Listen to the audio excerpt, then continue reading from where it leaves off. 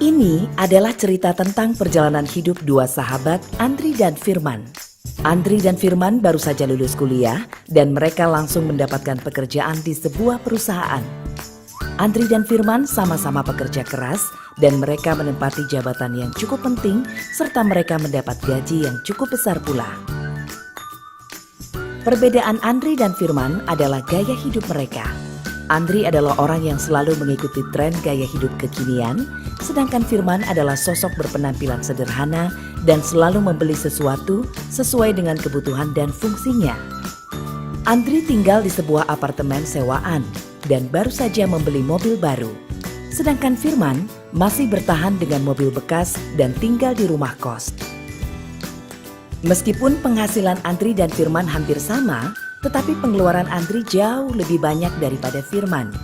Gaya hidup Andri yang konsumtif berbanding terbalik dengan karakter Firman yang bijak dalam mengatur keuangannya.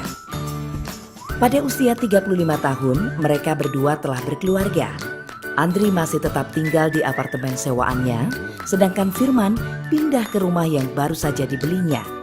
Ternyata, sejak menerima gaji pertama, Firman telah menginvestasikan uangnya untuk rencana membeli rumah tersebut. Andri baru mulai berpikir untuk membeli rumah setelah mempunyai anak. Tanpa disadarinya, beban keuangan semakin besar. Berbeda dengan Firman yang ternyata sudah berinvestasi dengan mempersiapkan biaya kebutuhan sekolah anaknya dan bahkan masa pensiunnya. Setelah pensiun, Andri dan Firman bertemu dalam sebuah acara. Kondisi mereka sangat jauh berbeda. Firman sudah mempunyai rumah yang bagus dan uang yang cukup banyak untuk biaya hidup setelah dia pensiun. Sedangkan Andri hidup dalam kesulitan karena dia tidak mempunyai cadangan uang yang cukup untuk biaya hidup setelah pensiun. Itulah gambaran perjalanan hidup Andri dan Firman.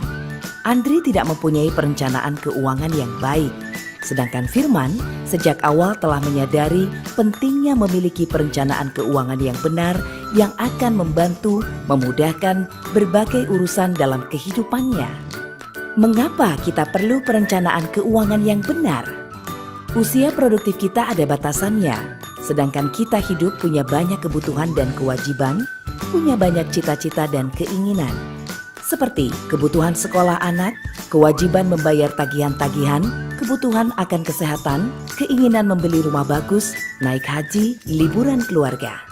Untuk itu, kita perlu merencanakan keuangan kita dengan cerdas. 3 prinsip perencanaan keuangan yang cerdas adalah mengatur anggaran keuangan dengan tepat, menabung dan berinvestasi sesuai tujuan keuangan Anda, berinvestasi secara rutin. Anda perlu bantuan dalam merencanakan keuangan Anda?